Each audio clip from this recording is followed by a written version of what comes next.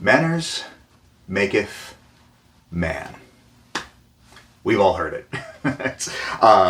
I couldn't help but borrow the line. I mean, let's be honest. I'm talking suits, I'm talking guns. I had to steal from the Kingsman at some point, right? So, welcome to the channel if you guys are just finding me. If you are a new subscriber, awesome, thrilled to have you. If you haven't subscribed yet, go ahead and get that taken care of. I'll wait. Thank you.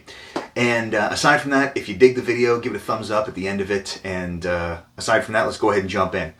As the title and the intro would suggest, that's what I'm talking about today. A lot of folks dismiss the idea that dressing well has any importance because it's not something that they value personally. And that's fine. Dressing like this doesn't fall into everybody's lifestyle, nor is it always appropriate. When I take my wife down to the Caribbean, I don't dress like this. But regardless of what it is that you're wearing, how you dress can be important to those around you. And dressing well, not dressing up, dressing well, can be good manners. What do I mean by that? Well, it's one of those things where if you are at any kind of social event, the simple fact that you obviously put some time and effort into your appearance, the fact that you invested your time, which is the only thing we can never get more of, into that, communicates to the other people in attendance, to whoever maybe the guests of honor are, that it was significant enough to warrant that effort. And so, you know, it is an unspoken way of communicating. I value you on some level. You are worth something to me because I took the time to do this. You know, it's almost kind of an aesthetic gift in that regard.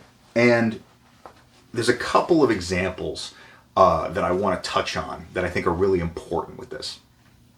The first was obviously, if you haven't seen the video from a few weeks back when my friend and mentor passed away, I was freaking out about what I was going to wear to his services because honestly, he wasn't much of a suit and tie guy,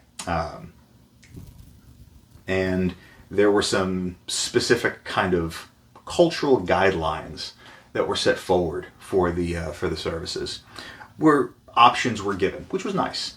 And the people that were in attendance, it kind of ran the gamut. You know, there were definitely some suits and ties, myself included.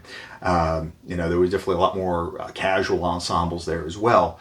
But what I really appreciated about it is regardless of what it was that people in attendance were wearing, it was authentic.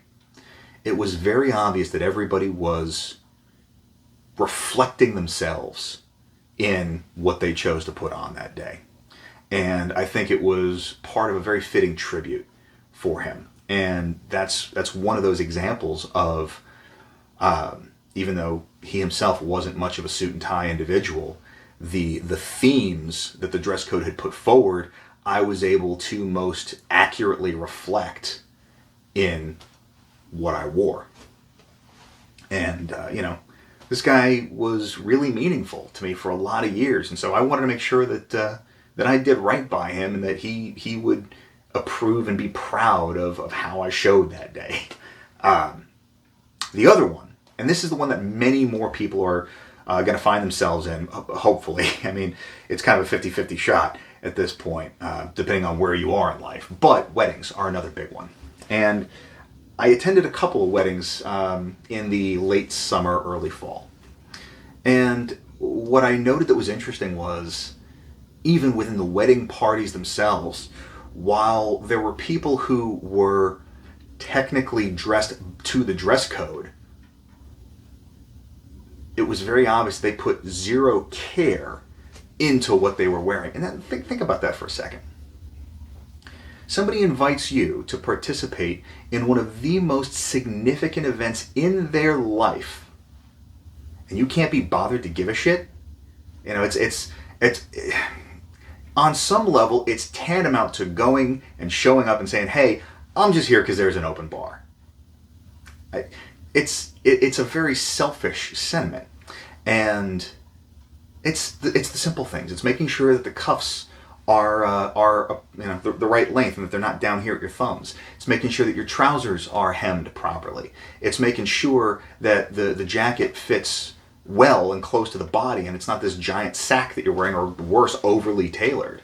That was the other interesting thing. There was one guy at one of these weddings who stuck out like a sore thumb, and it was because it was obvious that he was trying, but he was trying too hard. What I mean by that is, it was he was trying to be very trendy. So he had this royal blue suit on, very bright and vibrant, which for the purposes of the wedding, given the dress code, was a little flashier than really appropriate. But it might have been his only suit, so he gets a pass on that. But here's the thing, it wasn't really a suit. It was a jacket and pants that didn't quite match. And he had the presence of mind to try and do the little sprezzatura of leaving his shirt cuffs unbuttoned, but he was buttoning both jacket buttons, and his trousers were very obviously too long. And so that's one of those things where if you're going to make an effort, if you're going to attempt some of those stylistic flares, got to make sure that your basics are nailed down.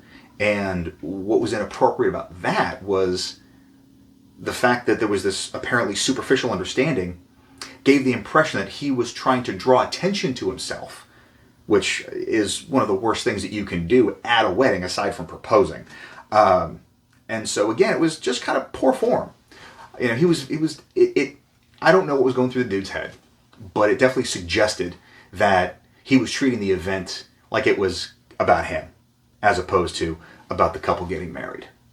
And so those are the things that really are something that can be conveyed in how you dress. The last example that I'll use was Christmas time last year. Peak of COVID.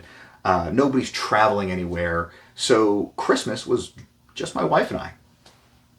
But what I chose to do was I made her a very nice dinner, and I got all cleaned up, showered, shaved, and I didn't go quite to this level, but we're talking button-down shirt, tweed vest, corduroy slacks, a little bit more. I mean, certainly not what I wear lounging around the house, despite what some of you might think. And so again, it was just one of those things. Between the effort that I made to prepare the meal and the effort that I put into looking good for her, she's the most important person in my life. I value her above everything else. So why wouldn't I do just a couple of those little things as kind of an example of how much I appreciate her? So just a thought that I want to leave you with is that sometimes putting the thought and the care and the effort into dressing well, sometimes it's not about you. So just something to bear in mind. What do you think? Have you found those instances where dressing well is good manners? Do you think this is just kind of an excuse to be judgmental and snobby?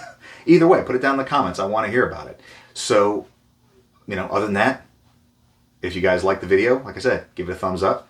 If you like these types of discussions, if you are curious about how to dress well without having to put on a suit and a tie, because they are very different things, join the Bespoke Solutions Facebook group. These are the types of conversations that we have where people are trying to kind of figure out what style represents them, whether it's super casual, whether it's super formal, anything in between.